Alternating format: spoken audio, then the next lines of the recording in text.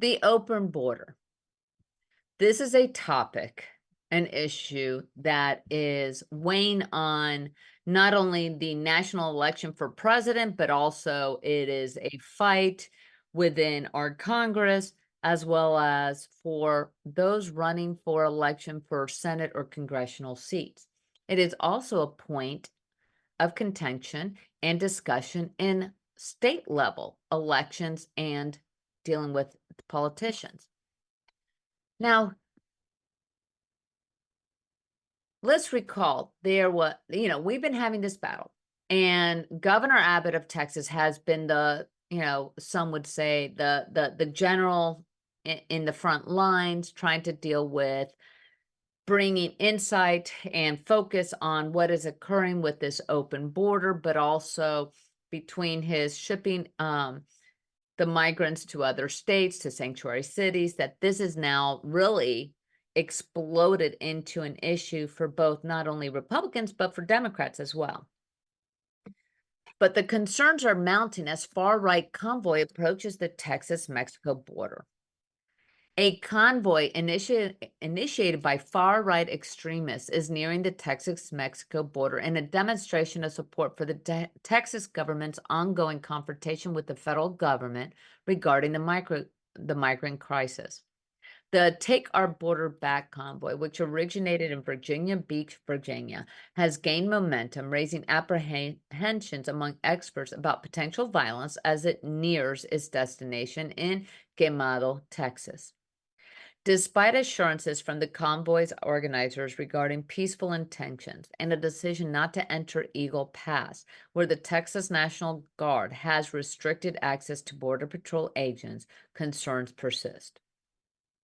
The rally in Dripping Springs, Texas, witnessed xenophobic rhetoric and conspiracy theories from speakers such as former Alaska Governor Sarah Palin, musician Ted Nugent, and others, fostering an atmosphere of tension.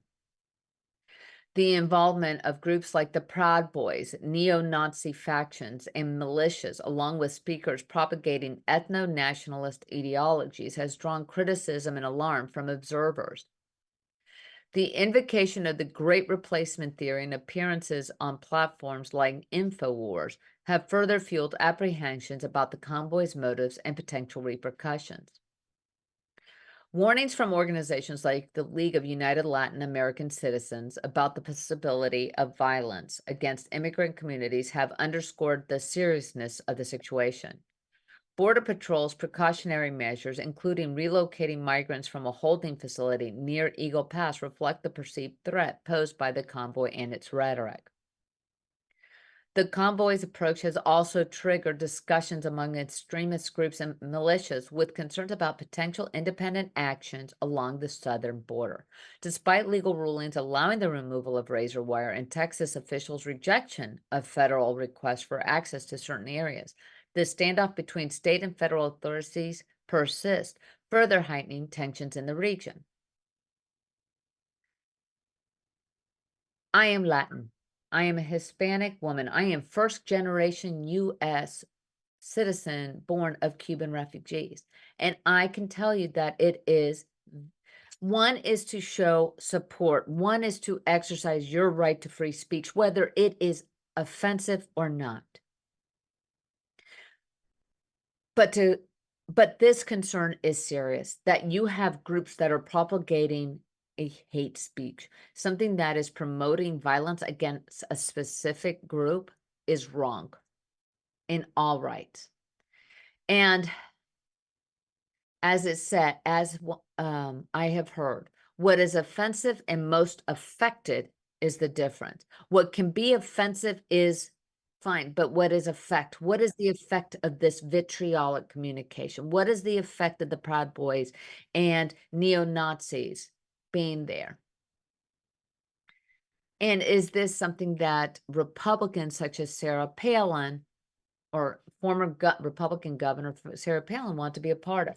I have no problems with people saying, let's support the American right and the American beautiful. I love our flag.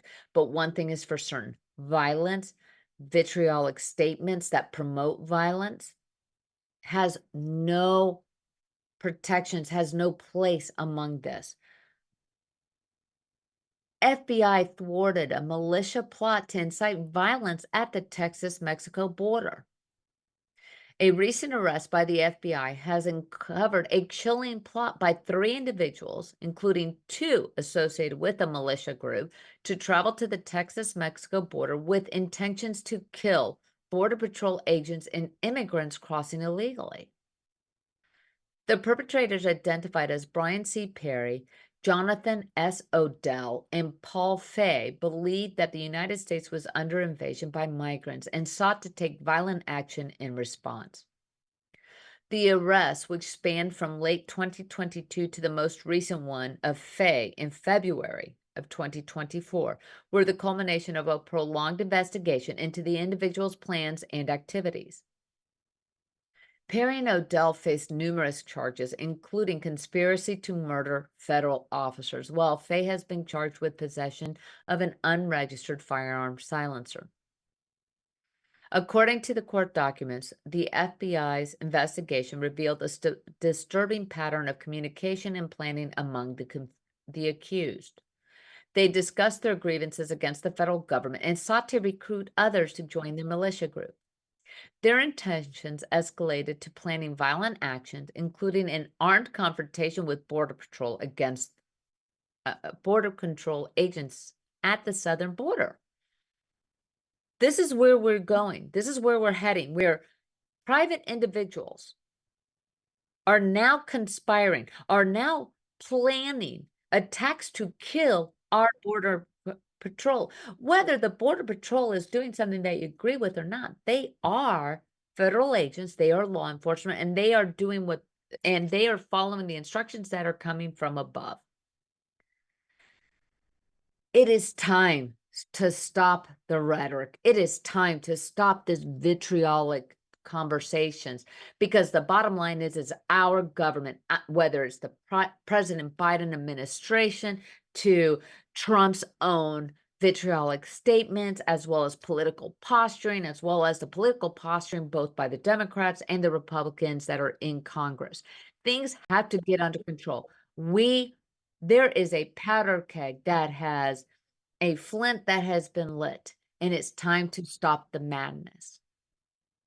The group's rhetoric, as captured in social media posts and recorded conversations, underscored their willingness to use violence to achieve their goals. Perry, in particular, expressed intentions to initiate conflict at the border, believing that this is the only way that he can get the border the border issues controlled. We are inflaming tensions with this rhetoric, employing these proud boys and allowing them to have a stage to state some hateful, vitriolic thing.